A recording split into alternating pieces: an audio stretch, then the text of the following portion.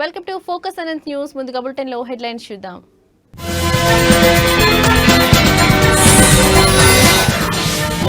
ఇంధన రంగాన్ని గాడిన పెట్టాం, విద్యుత్ భారం తగ్గిస్తున్నాం. సీఎం చంద్రబాబు కీలక వ్యాఖ్య.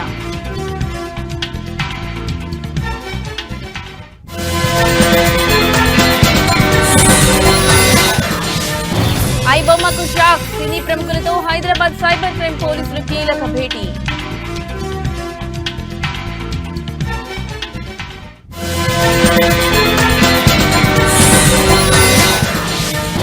చైతన్యానంద స్వామి లీలలు, అమ్మాయిలతో చాటింగ్, ఫోటోలు, మొబైల్ ఫోన్లో బయటపడ్డ బండారం.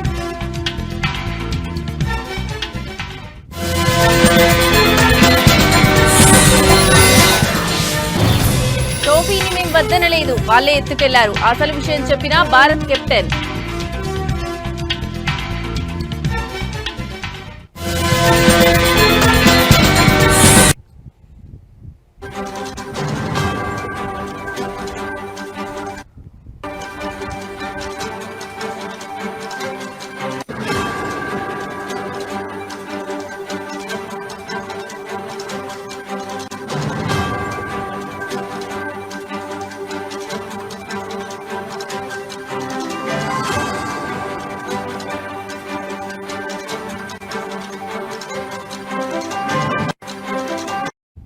రైట్, ఇక బ్రేకింగ్ న్యూస్ చూస్తున్నాం. తెలుగు సినిమా పరిశ్రమను దశాబ్దాలుగా పట్టి పీడిస్తున్న పైరసీ భూతం వెనుక ఉన్న అసలు సూత్రధారులు ఎవరో తెలిసి సినీ ప్రముఖులు నివ్వెరపోయారు. తాము ప్రచారం చేస్తున్న బెట్టింగ్ యాప్ల నిర్వాహకులే పైరసీ ముఠాలకు నిధులు సమకూరుస్తున్నారనే చేదు నిజం వారిని తీవ్రమైన షాక్ గురిచేసింది. ఈ విషయం తెలియడంతో భవిష్యత్తులో బెట్టింగ్ యాప్లకు సంబంధించిన ఎలాంటి ప్రచార కార్యక్రమాల్లో పాల్గొనకూడదని టాలీవుడ్ ఏకగ్రీవంగా నిర్ణయించుకుంది.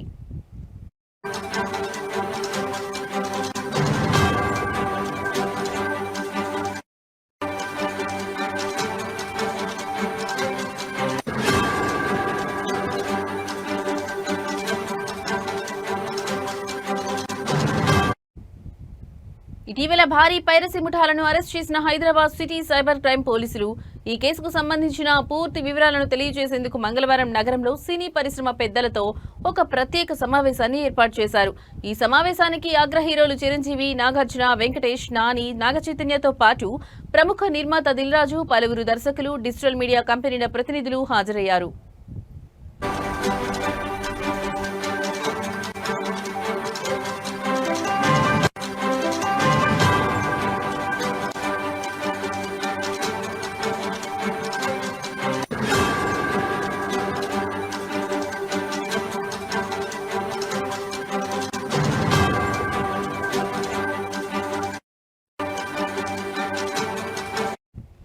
ఈ సందర్భంగా పోలీసులు ఒక పవర్ పాయింట్ ప్రెజెంటేషన్ ద్వారా పైరసీ ముఠాల పనితీరును వివరించారు. సినిమాలు థియేటర్లలోకి రాకముందే హెచ్డీ క్వాలిటీ ప్రింట్లు ఎలా బయటకు వస్తున్నాయో చూసి అందరూ ఆశ్చర్యపోయారు.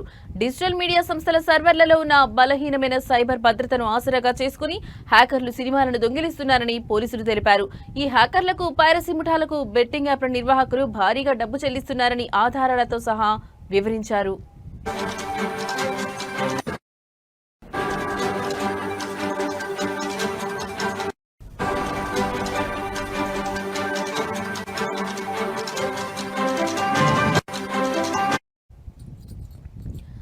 పైరసీ ముఠా గుట్టురట్టు చేసిన హైదరాబాద్ సైబర్ క్రైమ్ పోలీసులు త్వరలోనే ఓటీటీ పైరసీ కంటెంట్ సైట్ అయిన ఐబొమ్మ నిర్వాహకులను పట్టుకుంటామని చెప్పారు. దాదాపు 2 కోట్లు ఖర్చు చేసి అధునాతన పరికరాలు వాడి పైరసీ ముఠాను పట్టుకున్నామని, త్వరలో ఐబొమ్మ నిర్వాహకులను కూడా అరెస్ట్ చేస్తామని సివి ఆనంద్ వెల్లడించారు.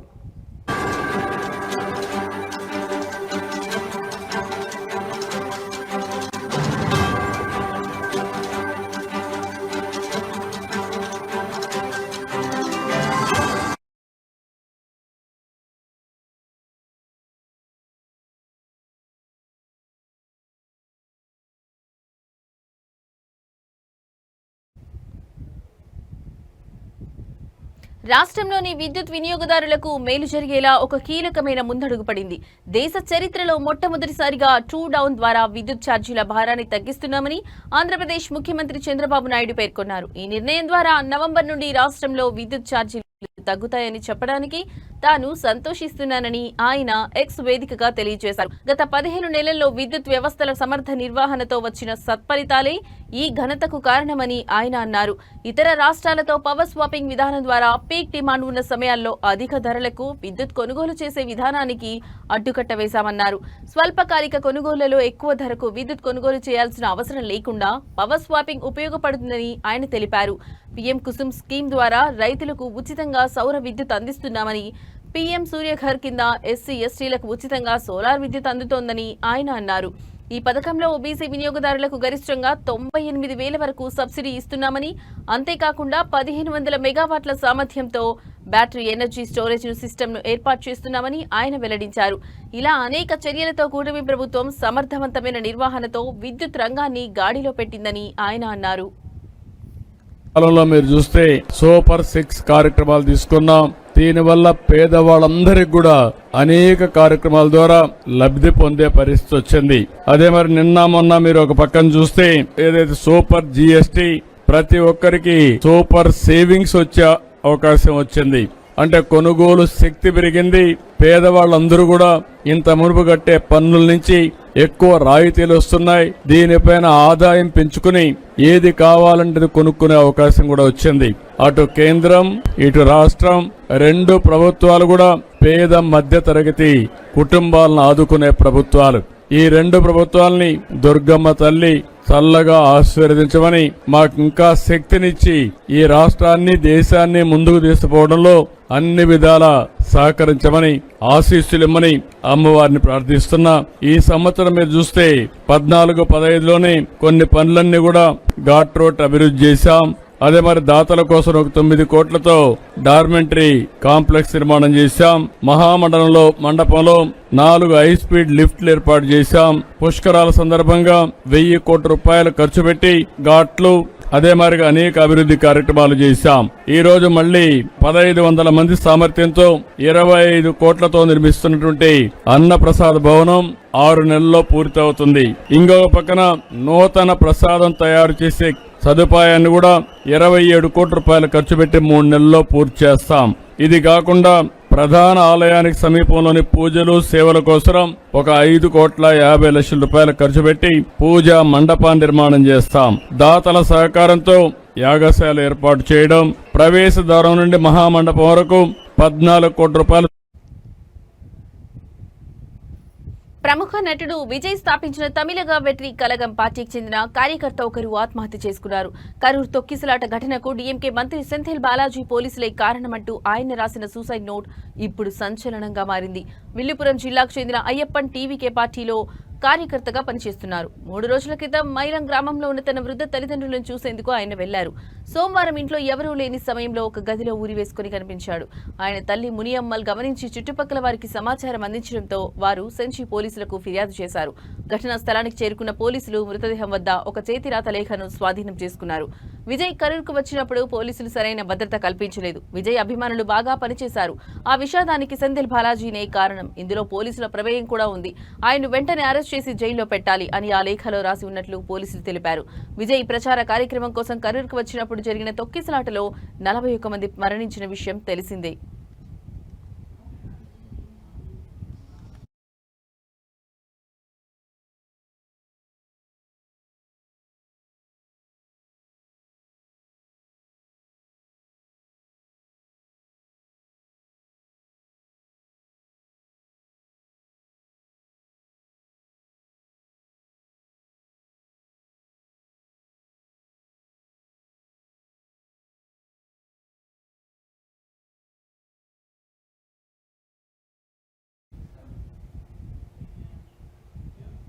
బాలీవుడ్ ప్రముఖ నటి హిమాచల్ ప్రదేశ్లోని మండి ఎంపీ కంగనా రనౌత్కు పంజాబ్లోని భటిండా కోర్టులో ఎదురుదెబ్బ తగిలింది. తనపై నమోదైన పరువు నష్టం కేసులో వ్యక్తిగత హాజరు నుంచి మినహాయింపు ఇవ్వాలని ఆమె పెట్టుకున్న అభ్యర్థనను న్యాయస్థానం తిరస్కరించింది. అక్టోబర్ 27లో జరగబోయే విచారణకు తప్పనిసరిగా వ్యక్తిగతంగా హాజరు కావాలని స్పష్టమైన ఆదేశాలు జారీ చేసింది. వివాదాస్పద సాగు చట్టాలకు వ్యతిరేకంగా 2020-21లో రైతులు పెద్ద ఎత్తున నిరసనలు చేపట్టిన విషయం తెలిసిందే. ఆ సమయంలో బఠిండా జిల్లాకు చెందిన 73 ఏళ్ల వృద్ధురాలు మహీందర్ కౌర్ ను ఉద్దేశించి కంగనా తన ఎక్స్ ఖాతాలో ఓ పోస్ట్ ను రీట్వీట్ చేస్తూ వ్యాఖ్యలు జోడించారు.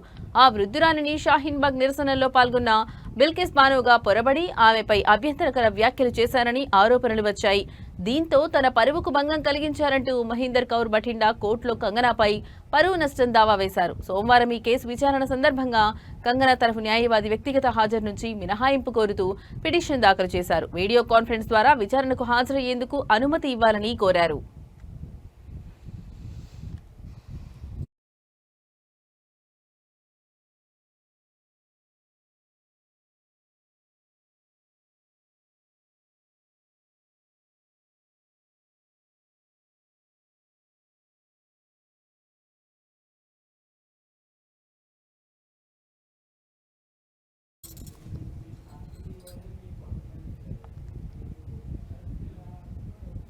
ఆసియా కప్ ఫైనల్లో టీమిండియా విజయం సాధించినా ట్రోఫీని అందుకోలేకపోయిన వివాదం ఇంకా కొనసాగుతూనే ఉంది. ఈ గొడవకు తెరదించేందుకు బదులుగా Asia cricket council chief Mohsin Naqvi మరో కొత్త మెలిక పెట్టారు.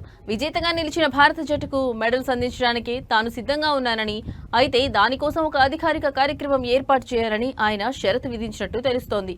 ఈ విషయాన్ని ఆయన ఆసియా కప్ నిర్వాహకులకు తెలిపారని, కానీ అలాంటి కార్యక్రమం జరిగే అవకాశాలు చాలా తక్కువని సమాచారం. దీంతో ఈ ప్రతిష్టంభన ఇప్పట్లో వీడియోలో కనిపించడం లేదు. Mohsin Naqvi Pakistan cricket board chairman గా కూడా వ్యవహరిస్తున్నారు. దుబాయ్లో జరిగిన ఫైనల్ మ్యాచ్లో పాకిస్తాన్పై భారత్ 5 వికెట్ల తేడాతో ఘన విజయం సాధించింది. మ్యాచ్ అనంతరం బహుమతుల ప్రదానోత్సవంలో ఏసీసీ చీఫ్ నఖ్వీ చేతుల మీదుగా ట్రోఫీ మెడల్స్ తీసుకునేందుకు భారత ఆటగాళ్లు నిరాకరించారు. నఖ్వీ గతంలో పలుమార్లు భారత వ్యతిరేక వ్యాఖ్యలు చేయడమే దీనికి ప్రధాన కారణం. ఈ విషయంలో భారత జట్టుకు బీసీసీఐ పూర్తి మద్దతు ప్రకటించింది.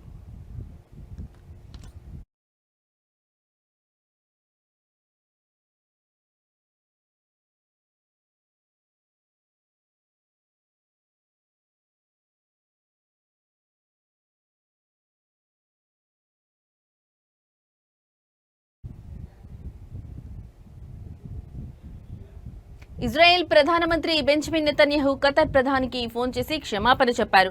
అమెరికా అధ్యక్ష భవనం వైట్ హౌస్ నుంచే నెతన్యాహు ఈ ఫోన్ కాల్ చేయడం గమనార్హం. ఖతర్ రాజధాని దోహాపై ఇటీవల ఇజ్రాయెల్ సైన్యం జరిపిన వైమానిక దాడి పట్ల నెతన్యాహు విచారం వ్యక్తం చేస్తున్నట్లు వైట్ హౌస్ వర్గాలు తెలిపాయి. అసలేం జరిగిందంటే గాజా యుద్ధం, హమాస్తో కాల్పుల విరమణకు సంబంధించి అమెరికా అధ్యక్షుడితో చర్చించేందుకు ఇజ్రాయెల్ ప్రధాని నెతన్యాహు వాషింగ్టన్ వెళ్లారు. సోమవారం వైట్ హౌస్ లో నెతన్యాహుతో ట్రంప్ భేటీ అయ్యారు. ఈ సందర్భంగా దోహాపై ఇజ్రాయెల్ జరిపిన వైమానిక దాడి విషయాన్ని ట్రంప్ ప్రస్తావించారని, ఓవైపు శాంతి చర్చలు జరుపుతుండగా దాడి ఎలా చేస్తారని ఆగ్రహం వ్యక్తం చేశారని సమాచారం.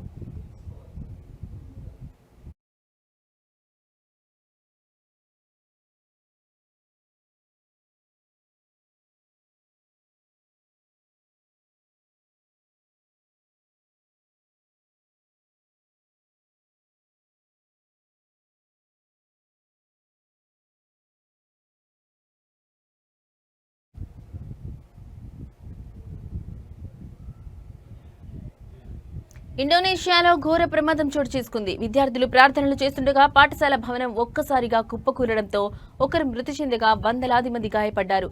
మరో 65 మంది విద్యార్థులు శిథిలాల కింద చిక్కుకున్నట్లు అధికారులు అనుమానిస్తున్నారు.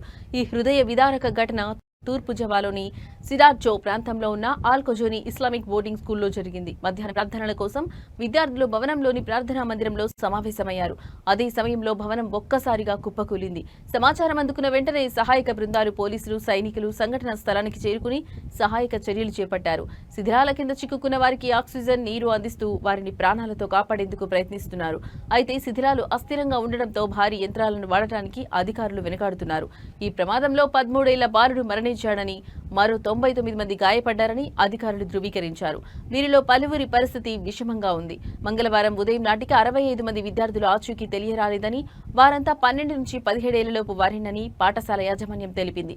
తమ పిల్లల క్షేమ సమాచారం కోసం తల్లిదండ్రులు, బంధువులు ఆసుపత్రులు ప్రమాద స్థలం వద్ద ఆందోళనతో ఎదురుచూస్తున్నారు. శిథిలాల నుంచి తమ పిల్లలను బయటకు తీస్తుండగా చూసి వారు కన్నీరు మున్నీరవుతున్న దృశ్యాలు అక్కడి వారిని కలిచివేస్తున్నాయి.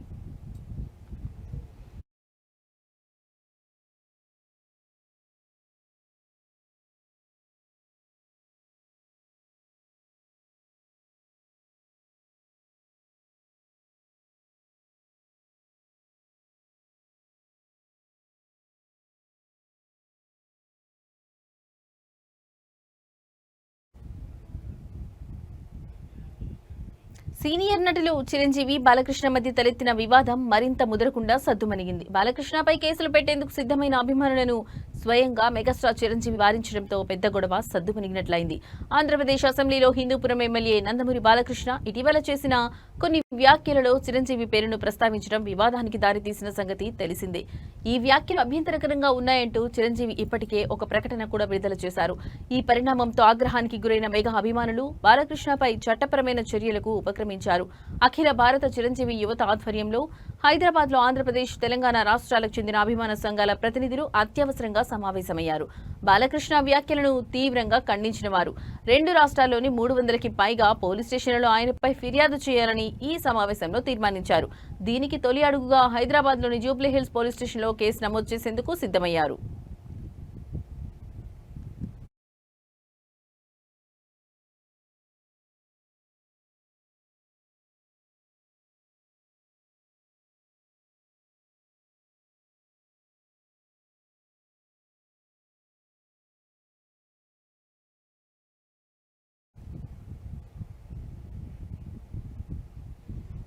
ఉత్తరప్రదేశ్లోని గజియాబాద్ లో పేరు మోసిన నేరస్తుడు తన జన్మదిన వేడుకలను ఘనంగా జరుపుకున్నాడు. మిత్రులను పిలిచి బార్లో పార్టీ ఇచ్చాడు. పనిలో పనిగా స్థానిక పోలీసులను పార్టీకి ఆహ్వానించాడు.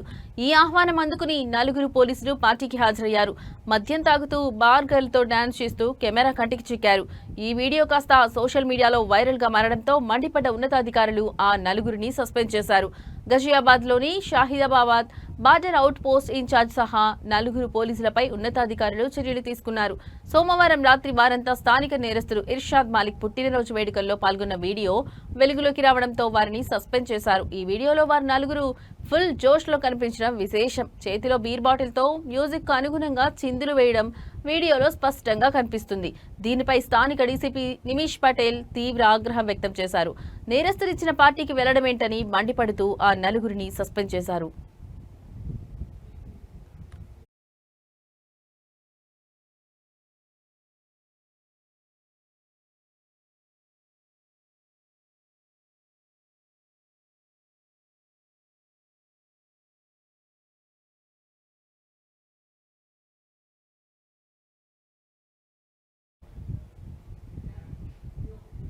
టెక్నాలజీ దిగ్గజం గూగుల్ కు చెందిన యూట్యూబ్ అమెరికా అధ్యక్షుడు డొనాల్డ్ ట్రంప్ తో తన వివాదాన్ని పరిష్కరించుకుంది. 2021లో ట్రంప్ ఖాతాను సస్పెండ్ చేసినందుకు గాను ఆయన దాఖలు చేసిన దావాను సెటిల్ చేసేందుకు గూగుల్ ముందుకొచ్చింది. ఈ ఒప్పందంలో భాగంగా $24.5 మిలియన్ కరెన్సీలో భారత కరెన్సీలో సుమారు 204 కోట్లు చెల్లించడానికి అంగీకరించింది. ఈ మేరకు కాలిఫోర్నియా ఫెడరల్ కోర్టులో పత్రాలు దాఖలయ్యాయి.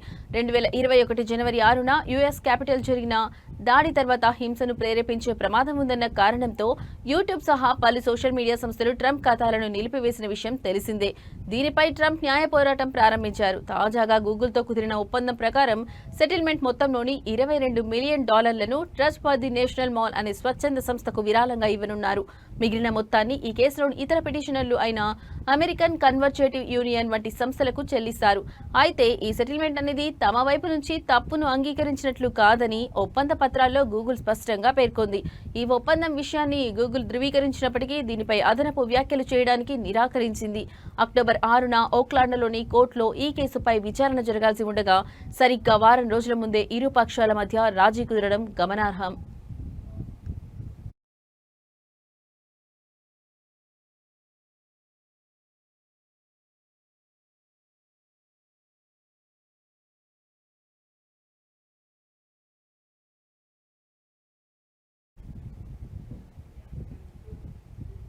రియల్ ఎస్టేట్ రంగంలో సరికొత్త సంచలనం నమోదైంది. దేశంలోని ప్రముఖ రియాలిటీ సంస్థ Sunteck Realty Limited ultra luxury housing విభాగంలోకి అడుగు పెడుతూ అందరినీ ఆశ్చర్యపరిచింది.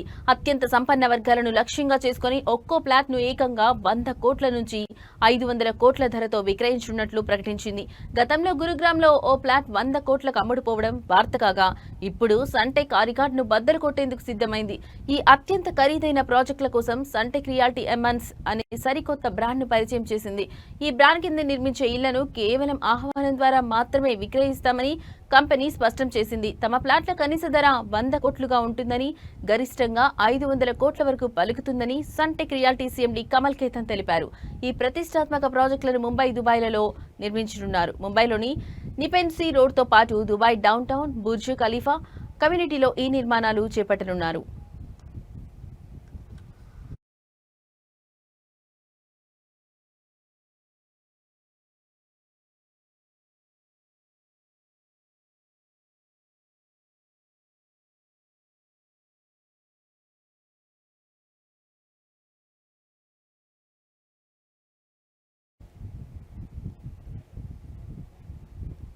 హైదరాబాద్ నగర నూతన పోలీస్ కమిషనర్ గా సీనియర్ ఐపీఎస్ అధికారి వీసీ సజ్జనార్ మంగళవారం బాధ్యతలు చేపట్టారు. నగర పోలీస్ కమిషనరేట్ కార్యాలయంలో ప్రత్యేక పూజలు నిర్వహించిన అనంతరం ఇప్పటి వరకు సిపిగా ఉన్న సివి ఆనంద్ నుంచి ఆయన అధికారికంగా బాధ్యతలు స్వీకరించారు. గత 4 ఏళ్లుగా తెలంగాణ రాష్ట్ర రోడ్డు రవాణా సంస్థ టీఎస్ఆర్టీసీ మేనేజింగ్ డైరెక్టర్ గా పనిచేస్తున్న సజ్జనార్ సుదీర్ఘ విరామం తర్వాత మళ్లీ పోలీస్ శాఖలో కీలక బాధ్యతలు చేపట్టారు. 3 రోజుల క్రితం రాష్ట్ర ప్రభుత్వం ఉన్నత స్థాయి ఐపీఎస్ అధికారుల బదిలీలు చేపట్టిన విషయం తెలిసిందే. ఈ బదిలీలో భాగంగా సజ్జనార్ ను హైదరాబాద్ సిపిగా నియమించారు. ఇంతకాలం నగర కమిషనర్ గా సేవలందించిన సివి ఆనంద్ ను ప్రభుత్వ హోంశాఖ ముఖ్య కార్యదర్శిగా బదిలీ చేసింది. ప్రభుత్వ ఉత్తర్వుల మేరకు ఆయన తన బాధ్యతలను సజ్జనార్ కు అప్పగించారు. ఈ కార్యక్రమానికి పలువురు ఉన్నతాధికారులు హాజరయ్యారు.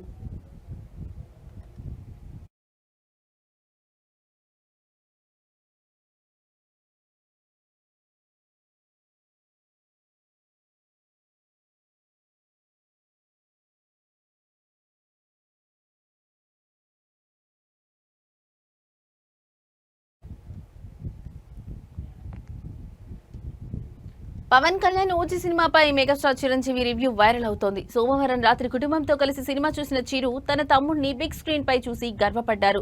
సుజిత్ దర్శకత్వం, పవన్ స్వాగ్, తమన్ సంగీతం, విజువల్స్ అద్భుతమని ప్రశంసించారు. హాలీవుడ్ ప్రమాణాలతో రూపొందించిన ఈ గ్యాంగ్స్టర్ చిత్రం అభిమానులకు సరైన విందు అని పేర్కొన్నారు. మెగా ఫ్యామిలీ అంతా కలిసి సినిమా చూసిన ఫోటోలు సందడి చేస్తున్నాయి. ఓజీ సినిమాని నా కుటుంబ సభ్యులందరితో కలిసి చూశాను. మూవీలోని ప్రతి అంశాన్ని పూర్తిగా ఆస్వాదించాను. హాలీవుడ్ ప్రమాణాలకు తగ్గట్టుగా అద్భుతంగా రూపొందించిన అండర్ వరల్డ్ గ్యాంగ్స్టర్ చిత్రం ఇది. భావోద్వేగాలను చెక్కు చెదరకుండా ఉంచింది. సినిమా ప్రారంభం నుంచి చివరి వరకు ఈ చిత్రాన్ని అసాధారణ రీతిలో రూపొందించిన దర్శకుడు సుజిత్ కి అభినందనలు.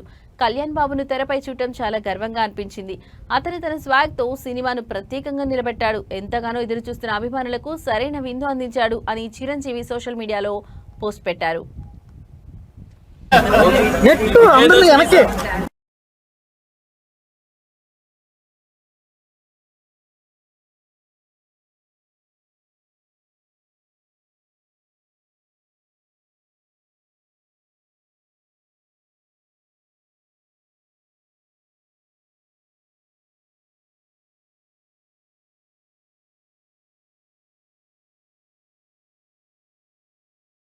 Sir 1 word about OG.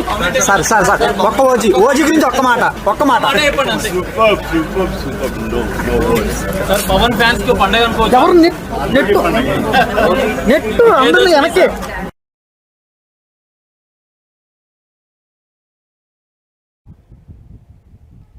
ఇవి ఇప్పటివరకు నా బులెటిన్ అప్డేట్స్. మరో బులెటిన్ తో మళ్ళీ కలుద్దాం. నమస్తే.